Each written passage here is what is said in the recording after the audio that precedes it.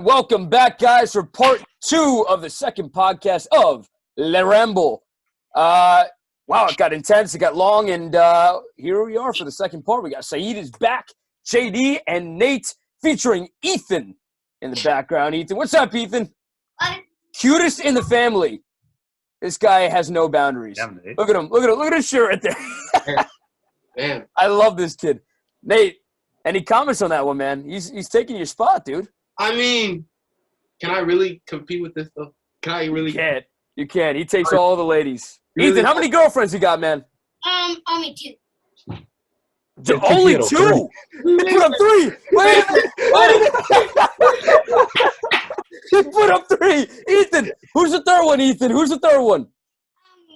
I really know who's my second. So who's your first? Okay, my first one is Elson, my second one is Lily, and my last one is Gabby.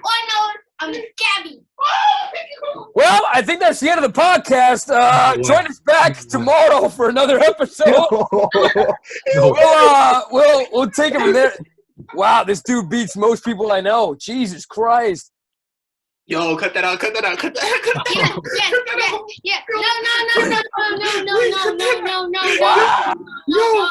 No. Wow. Nate, you got to step it up, dude. I don't know what to tell you, man. Ethan, what? All right, Nathan, he make you look like a clown right now, dog. Maybe he should go to I2I over here, man. See. Wow. Yo, see, he got more than both of us, bro. Wow. Why do you ever bring me into this? I wasn't. Dude, this guy's like Monday and Tuesday got this one. Yo. Wednesday and Thursday got this one. On the weekends, I got the other one. Jeez, man. Wow. Welcome to the podcast. Right, yo, Nathan, your brother's a menace, dog. He's a menace. We'll get right into it, JD. JD, most underrated player, JD. Luke Shaw. Easy. Any comments, Sahid? I don't know, to be honest. Luke Shaw. Luke Shaw, yeah. I think he's a very good player, you know. If he didn't break his leg, then obviously. But that's something you can come back from. But yeah, honestly, for me, underrated player right now, I don't even know, to be honest. 'Cause I feel like a lot of players right now are performing where they should be, and I really don't know who to say is underrated at the moment. Nate, any underrated players out there, man? I think. Yesterday I got stick for this, so let me think. You got to shout it out, man. Now you laid it on the table. You got to say it. All right, then I'm gonna say it again. And JD, I know you're looking right at me, bro.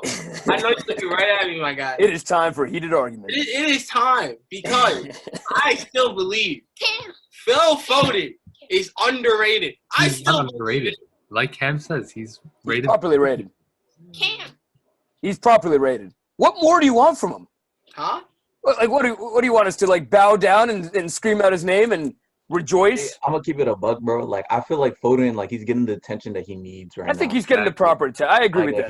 That's what I feel personally. I think Nate is now trading places with JD now. I think he needs to recharge the brain a little bit there. Cam. I don't know why do you think he's underrated though? Because, bro, I was looking at things on top sports things that came out with top 10 most promising youngsters, and Phil Foden wasn't even on the list. It was this French thing. Yeah, but that's just one list, though. Nah, it was other ones too. It was ESPN came out with one. I was like, what? They put I don't even remember what they put. All I know is Phil Foden was just not on the list. Oh, I finally got a player. It just came to mind. Hit me with it, Sahid. I think Moise King, PSG. I feel like him. Mine's got thrown out of his team, and then now he's at PSG, and he's performing. So I feel like he's a bit underrated, to be honest. I would say slightly underrated for that. Yeah. Slightly. My charger. But I think, I can see where you're coming from that, though. I can see where you're coming from. I agree with that. I kind of agree with that. Yeah. because when he was at Juventus and he came on, he did do some good things for them. Then because he wanted more game time to develop, I understand why he went to Everton. But I feel like Everton really didn't give him that shot, you know. Yeah. They didn't really give him that shot, so that's why he left, went back to Juve, got put on loan to PSG, and now he's performing. And I feel like the move should be stay at PSG. Because No, he needs to stay. He needs to stay at PSG. his dad wants him to come back to Juve, but honestly, he's a good fit for PSG. I feel like he's a good fit. He's I feel a like great he's a good fit fit there. I think he'll be all right there. You think so? It's all about trying to find the right balance. We all played, so you play on different teams. It's all about finding the right team for you. You know what I mean? And where you fit in. I think he's fitting in perfectly over there. So I don't see it moving. I don't see him moving either. Like he stepped in against Barcelona for Neymar, named Neymar, and he did well. He did well. He got a goal. So I condemn him for that. That was a good performance from him, and he's had very good consistent performances throughout the year. So I can agree with Sahid on that. Yeah, great player. Great player. Sahid, eye to eye, man. How did that – are you committed? I'm committed, yeah. You're committed? Yes. Really? How did that come to be? Like, everybody's going to eye to eye. I feel All like right, so Sam's going eye to eye, and Nate's going eye to eye. So how did that come to be? So I'm just going to start from the beginning. This started back in, I would say January 2020. This is where I'd say where it all began. Okay. I basically came back from ACL injury, and I was looking to get back on my high school team. I get cut, and, obviously any player would upset them that they're cut after trying to get back, especially from that injury. So, COVID wasn't a thing yet, so I was supposed to go to a new team and find a new club. COVID shut it down. So then I'm being bummed out, it's around June by this point.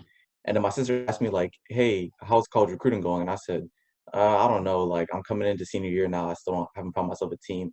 And then there was an app that I was using called NCSA. And she was like, why don't you just check that real quick? And I said, okay.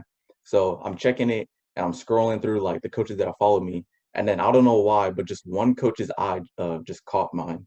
And it said Jono Greening. And I was like, who the hell is Jono Greening? I don't know if I can cuss on here, but that's literally what my thought process was. So I said, okay, let me give him a quick search. I see Jono Greening, and then I see he played for Manchester United, and I said, okay. And then he was he played in the triple team, and I said, okay. So then that same day, I went I ate breakfast, and I remember go back into my room, and I started watching the I2I introduction video. And the moment I saw that video, something was just telling me you need to go over there. Yeah. I didn't. At this point in my life, I was feeling I was still anxious about going places and seeing new these teams. I kind of wanted to stay in the States and not go overseas, but something was telling me you need to go now. And I was like, all right, bet. So then I hit them up, and then the first coach I got in contact with was Coach Corey, and we talked for a little bit. Shout out Coach Corey, love that guy. Love that guy. We talked for a little bit, and then he told me, okay, whenever your season starts back up, send me some film. So I remember sending him film in August. I had a scrimmage. Did that. He told me everything looks lovely. We just need two more things: passing and passing and dribbling, because I'm a defender, so I don't do much of that dribbling stuff. So I managed to squeeze some film out of that. And then I remember he said, okay, I'm gonna hand you over to Coach Donnie. Talking to Coach Donnie for a little bit, and he's looking at the film. He says, yeah, everything's good. Sooner or later, I'm gonna send you the application for the school. And I said, okay. So at this point, it's about November-ish. And I remember taking in the application, and then the best day of my life was on my birthday, actually. Really? Yeah, it was on my birthday. Wow. My birthday. I woke up, I remember it was 7 o'clock in the morning, and I pick up my phone, and I just see decision from York. And then instantly I felt my heart just start pounding. And keep in mind, I just woke up, so it was just a shot of adrenaline. Yeah. I was shaking, I pulled out my phone.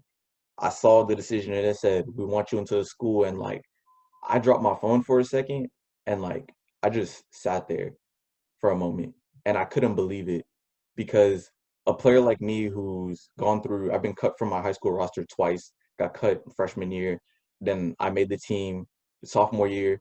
I was almost rung out of the lineup, but then I came back to my starting position, and then ended up tearing my ACL, fighting to get back 5 weeks before tryouts. I'm trying to get fit, showing my work to the coach. She tells me, come back next year with your passing, and then we'll see how you're doing.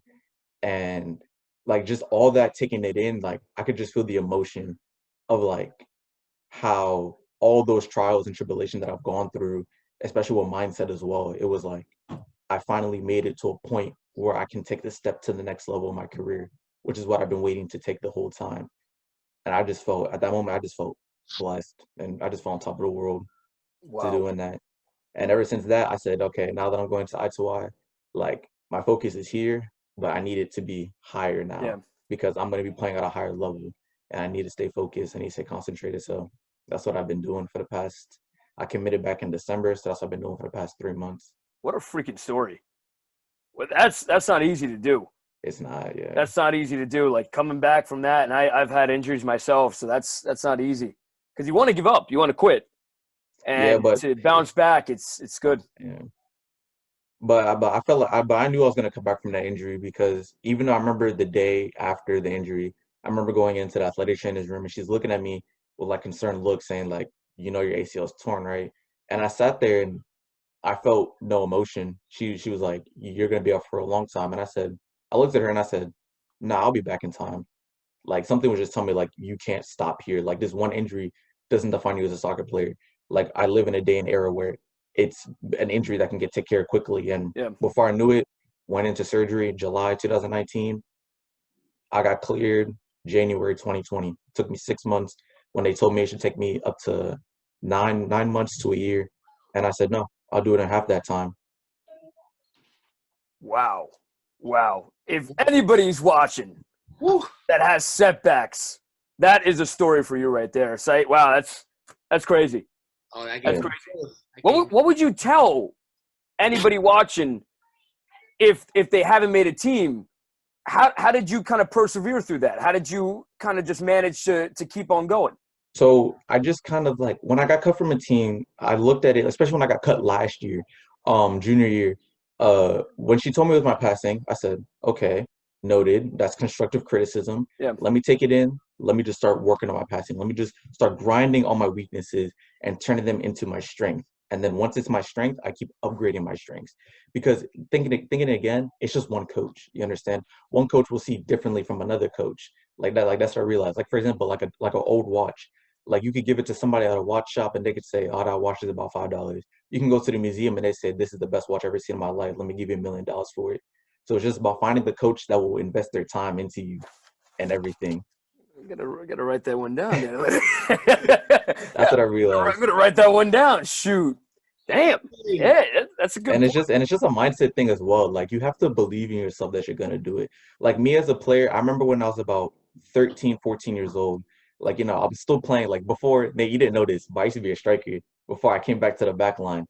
And yeah, I was scoring goals and then I just remember I feel like That's insane.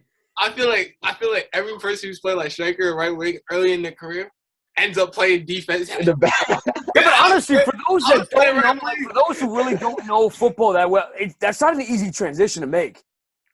Yeah. Like you wouldn't see that a lot. For me personally, I think once you're a striker, you kind of find that stride. Strikers like to be striker; they stay. But to move up there to back, in the back line, that's crazy. Yeah, but I feel comfortable, switch. like especially left back. I feel very comfortable. Like I Yeah. love it at left back and the Shout six. out to all the I love left playing backs the out six. there. I love left back. Yeah. So then, wait, where was I? I lost my train of thought. Oh, yeah, I said it's just a mindset thing. Like, yeah, Yeah. like when I was 13, 14 years old, like, like I was scoring goals as a striker. And then my coach like takes me out for like some other kid that was like taller than me. I remember he had more power than I did. And like I said earlier about Pogba, I had that negative mindset. Like I would sit on the bench some days and I would be like, God, please don't make this kid score. Like, let me get on the field and show that I'm better than this dude. And then now I'm 18 and I realize that it's not about showing that you're better than other people. It's about improving yourself every day, like literally every day. Like when I wake up now, my first thought in my mind is, what can I do today as a champion? Because that's my mentality. Actually, yeah, because that's a book I'm reading right now, A Champion's Mind. Waking up every day and telling myself, what can I do to be a champion today? And then when I end the day, I said, what did I do today that made me a champion? And understanding what my weaknesses is, I'm like, okay, I'm gonna work on that tomorrow and the next day and the next day and keep on going to it. And I keep my I keep my goals in check. Like for example, I think there's a model that came in the book. It said think gold. So literally what I did with that is on my door, y'all can't see it, but I have a list of things that I want to complete during the season, especially for I2I. Like one of it is My passing completion, I want it to be 80% or more. Like that's what I said, and that's gold for me. So every time I go to practice or before a game, I look at it and I say, think gold. And when I go into practice and I perform, as soon as I come out, I say, okay, how's my performance? Was it bronze? Was it silver? Was it gold? And I be honest with myself, and I say, okay, if it was a bronze day, tomorrow will be a gold day. And if it's a silver day, it'll be a gold day. And it's just keep working on that kind of stuff and keeping your mindset positive. Like I said, like if you don't believe that you're gonna get there, you're not gonna get there because reality is what your mind perceives. So if you get cut by one coach 100%. and say, oh, that's it, I'm done. Yeah, you're done because you just told yourself that you're done. Yep. But if you tell yourself, okay, it's just one coach, I can keep going, then you would find your way through trials and tribulation. That's all I gotta say. Wow. I gotta clap it up for that one, man. That's what I try to preach to every single one of my players. You have to reflect. You have to reflect. You have to look at your performance and that, like the whole list that you have. That's what players should do. That means you're dedicated and you love the game. Some people, they think that, becoming a pro or going to I2I or playing semi-pro, it's easy. They think that, they see the superstars and they're like, oh, I want that life. I want the money. I want the girls that come with it. But it's not like that. You really have to dig down deep and grind, and that's awesome for you. I'm really, really proud of you, man. Yeah, that's awesome. Thank you. And to come back from injuries and not making tryouts to where you're at now, it's a great story to share for anybody who's watching who feels down on their luck. You can come back. And but then it's also all in the mind, man. Yeah. Also, it's about like what league you play in. Like, just understand that whatever league that you're playing in, like, just take away from it. Like, for example, like I know Nate plays academy, right? I don't play academy. I play in a league called NCSL, which is basically is a league below MPL. Even though I was supposed to be playing MPL this year, I played NCSL. Yeah. Because the club deemed the NCSL more competitive. But I told myself, I said, okay, even though I'm not playing MPL, I need to take something out of NCSL. And I'm glad that I did because I learned so much from NCSL because I had played in it previously, but I was playing at the Division 2 and stepping into that D1 level of NCSL, I just realized like this is take what I can learn from here. Like, for example, if you're in England and let's say you're playing like Division 6, right? Yeah. Take what you can learn from there because who knows, the knowledge that you get from that division could bump you up like 2-3 different divisions. And everything. I gotta ask you, how's the training like? How's the training? Like, so walk me through a typical training day for you. So a typical training day, I'll actually talk about what we did yesterday. So yesterday we're working on, we call them flying fours. Like, I don't know if you've seen Arsenal do it, but basically you put in all players, like not all players, but 4 people go. It's a small-sided game. And then as soon as you score, if you miss, you get back on defense. And it's just constantly doing that. That's what we've been practicing because our team, what our problem was is that everybody was kind of like a egotist. So they'll get the ball and, not want to pass it off. So our coach has been trying to make us play quicker and actually give the ball up, So it's just doing that kind of things. And then we typically end off the how you call it, the training with like a scrimmage because right now, next week, we're playing in a showcase and our coach wants to see, we practice with 2 teams together. So he wants to see what players he can take for the A team and what players to take for the B team. So that's what we're doing as of right now. That's just a typical training day. But I hope today we're doing something new. Like, I really want more technical work because now that I realize how important passing is, like, I just love doing it every day. Yeah. I just love passing the ball. So I'm guessing they do some kind of passing pattern. Rondos obviously are a big one. Look at it. Yeah. I'm a big fan of passing patterns. Like, I'm almost sick with them. I do them all the time with my team, so it's always good to help out. For anyone who doesn't know Coach Cam, man, we'll sit down at that desk he's at right now for 4 to 6 hours straight trying to figure out a passing pattern. Anybody who don't know Coach Cam, that's no exaggeration there. No exaggeration. No exaggeration. That's a tough training day, though. Yeah. You have to compete with everybody. Yeah. And especially like with the fitness too, because right now they're trying to like get everybody into shape, especially since we just like came out of like winter maintenance and COVID in Virginia, like it's been like up and down. So the club made us go on break earlier than normal. And some people like they don't want to train and all that kind of stuff. So when we come back into training, it's like fitness issues and all that kind of thing. Tell me about it. Half my team is out of shape. I think I'm more in shape than they are right now. It's I mean, I feel like I'm match I fit gotta right get 'em now. on The it. problem is that like when we run like 2 laps for each practice. I don't know what's wrong with my mindset and stuff, but when I go run 2 laps, I'm like, no, I'm gonna sprint them. So I end up sprinting them, and then I go into the drill, and I'm just like absolutely gassed. Yo, I can't do it anymore, man. Coach, I'm done, dude. Yeah, you gotta take those light, man, because you never know what's gonna happen in the Yeah, actual training. He might do more fitness. So yeah. Especially wow. last week we did that. I remember last week I was at a different field and we played a full-sided scrimmage and my coach said, "Okay, go play left back." And I said, "Bet." So me being me, I like making runs. So I was just running up and down. I did like 2, 3 of these runs. And then my legs were like, "Sahid, I swear to God, if you make one of these runs again, I'm done." No, the modern left back and well, I mean, the 3 and the 2, it's not easy. You Yeah. have to make runs. You have to overlap, and that's just the way it is. And even goalkeepers have to be. I always stress goalkeepers have to be equally in shape as everybody else on the field. I hate when they're like, "Oh, I'm a goalkeeper. I don't have to run that much." You do. right, You have to be in shape. right. If nobody has, made a save, try it because you get gassed after a while. It's a lot of work and it's really like mentally draining. You have to be in shape. You really do. Any goalkeepers who are watching.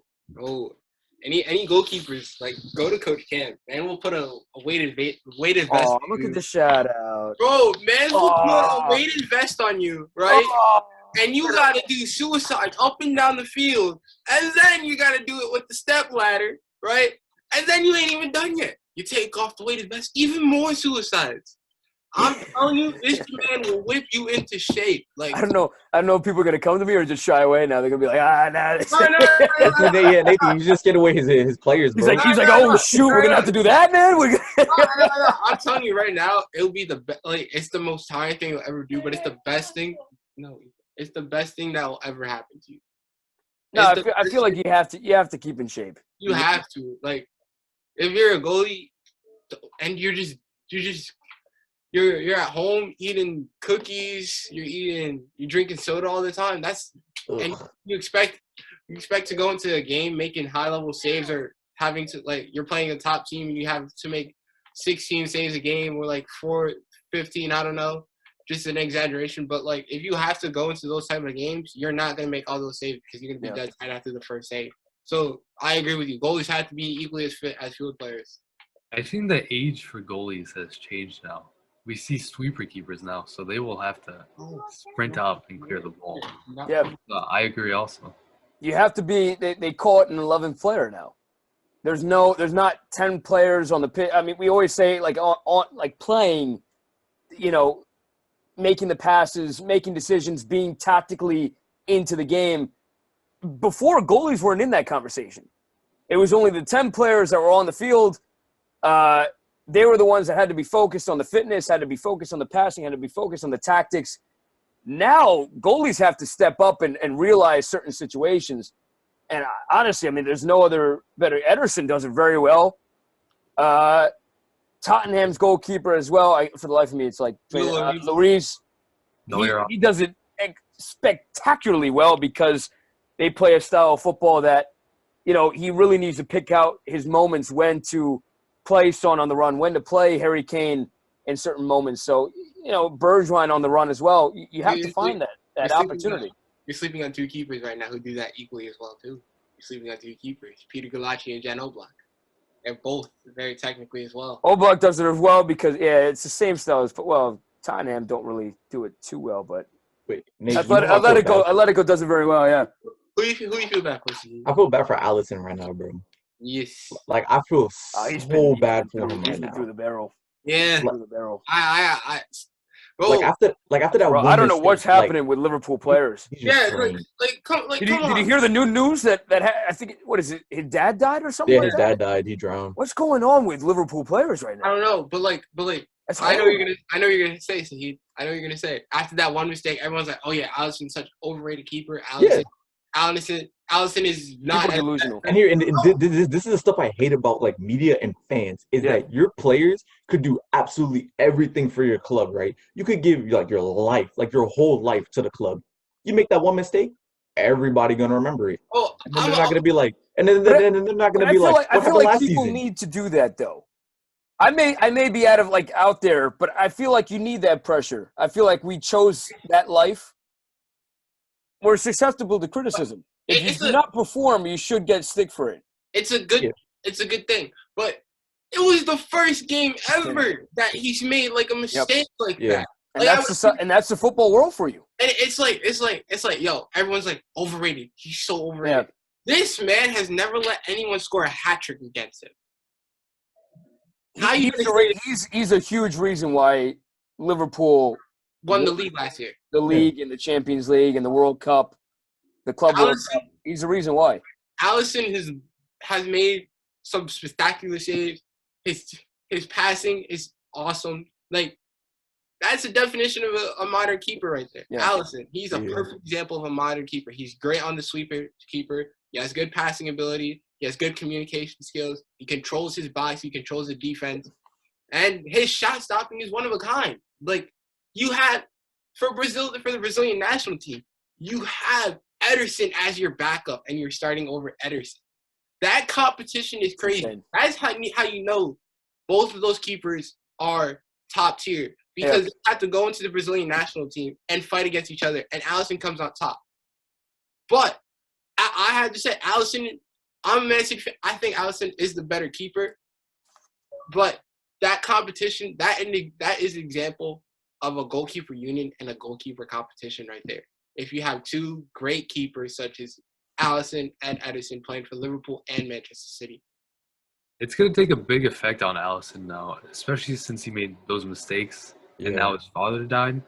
I think it's going to be hard for him now. Yeah, I feel like he deserves like a little bit of a break to himself. Yeah. You know? Yeah. Liverpool are having their return in the barrel right now. I don't know what's going on, but they're having a rough time right now. I think Liverpool should let Allison mourn for a little bit.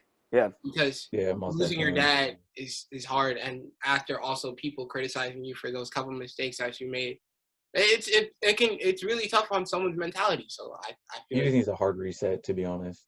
Yeah. Like a good hard reset. Like this summer, like I'm saying, shut off all social media, just work on yourself for a little bit, and then come back next season and just perform. That's what I would say. VAR. Let's talk about VAR for a second, man. Do you guys like it? Do you dislike it? I hate it.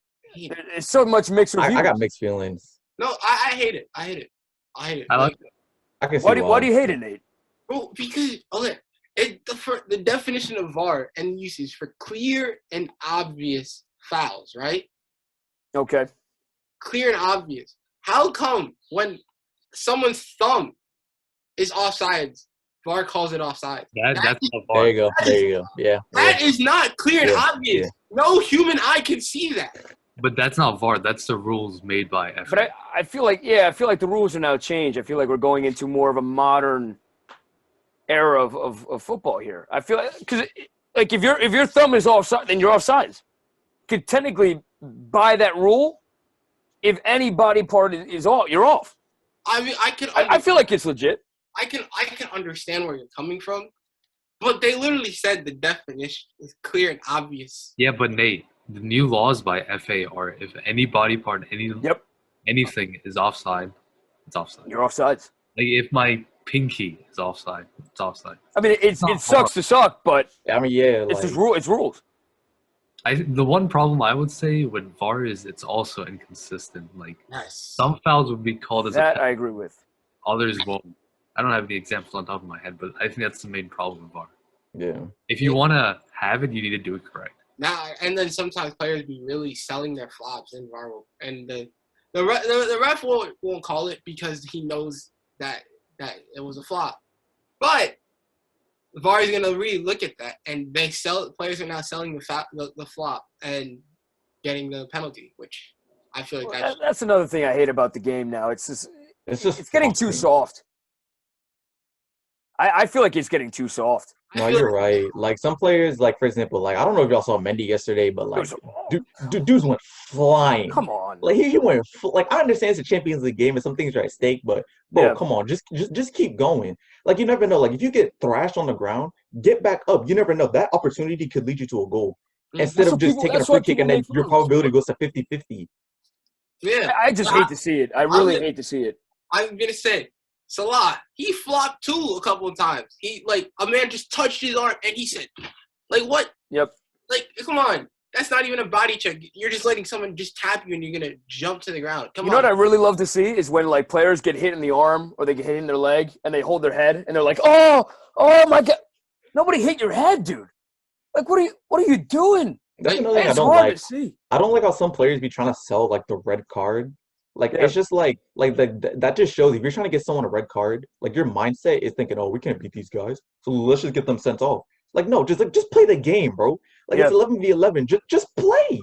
Like, it's not that hard. Like, you don't have to sell for a red card. Like, come on. It's just ridiculous. I just wish it changed. I just wish it changes. The biggest diver in the league. I would also like to add that many had just scored. Who's the biggest diver in the league? Salah. I agree 100%. I agree. Yeah. I agree with that. I agree. He's a good player, but man, he doesn't stay on his feet. Selfish and he dives. Yeah, but I don't want to pick on too much. I feel like Liverpool is just trying to catch anything at this point. I understand. So I get it, but yeah, you're right. He does flop a lot, and it's just really hard to watch. Because if you look at tapes like before, like, I don't know if you saw like a great example is the Netherlands when they really adapted like total football back in the days. Have you seen their press? If anybody wants to see football, like when it like dirty tackles, just nasty, and people getting up, it's total football. The way they press with like 8 players, and they would hammer people, and the ref would be like, okay, now get up. That's the way it should be. It really should be. It's a contact sport. It's a contact sport. Like, why is it that if somebody like pokes you, you can fall and get a Wait, that reminds me.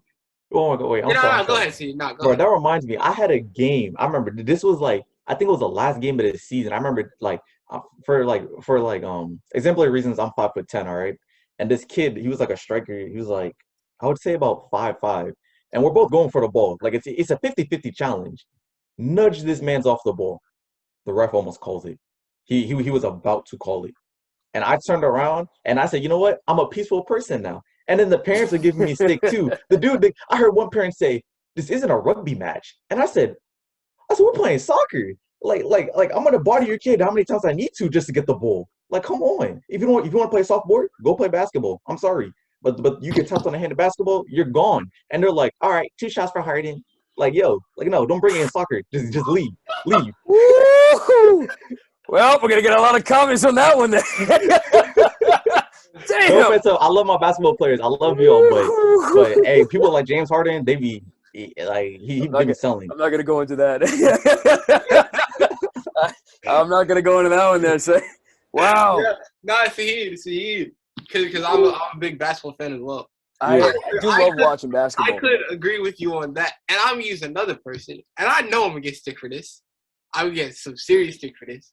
LeBron James is a big flopper too. Nah. I'm gonna say it. Man will get slapped on the hand, and he'll be like, ref, what you doing? That's a foul. Like, come on. It's just a slap on the hand.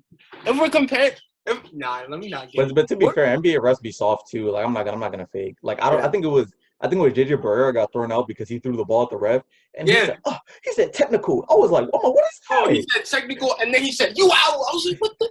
And then they be taking on my man's Draymond Green too much too. Like, bro, like, man's be like, I remember, I think it was the other night, he was diving for the ball, and they said technical foul, get out the game, and I'm like, what's up with these softies, bro? Yeah, bro. If we look at it like years back, if we're looking back at like the 80s and the 90s, bro, people were coming out with bloody faces and that wasn't even a foul. Yeah, they be fighting. They be getting $10 fines. Oh, exactly. Nowadays, you touch somebody on the cheek, you're banned for 6 months. Bro, explain to me how Michael Jordan went up against the Bad Boys Pistons, and every single play, this man was getting tackled by every single player on the Pistons, and he got up like it was nothing. Nowadays, you get it. That happens, and someone's on the ground rolling around just like, I'm hurt. Next minute, they're making another 3-pointer. Like, just what? We need to bring back that Tough. idea of the toughness, man. We really do. 2 minutes. Jesus. Well, we can talk, man. Well, that's 2-minute warning. That's it, man. That's crazy. I The know. wrap for this podcast. Wow, we were really. Wow. I need a enjoyed longer this. platform I'm here. gonna keep it real. I enjoyed this. I loved it. This was probably one of. Well, I only have 2. I was gonna say this is my favorite episode out of 2. This is a great episode, though. Really great episode. Sahid, thank you very much for coming on, man. Appreciate your story and the motivation, and people who are watching this right now. That story should really motivate the hell out of you because it motivated the hell out of me. So, yeah, great episode. JD, thank you very much for coming on, man. Nate, as always, Yes. love you long time. Please watch us on Instagram, Facebook, Twitter, Snapchat. Love you all. Great episode. Thank you very much for watching, guys.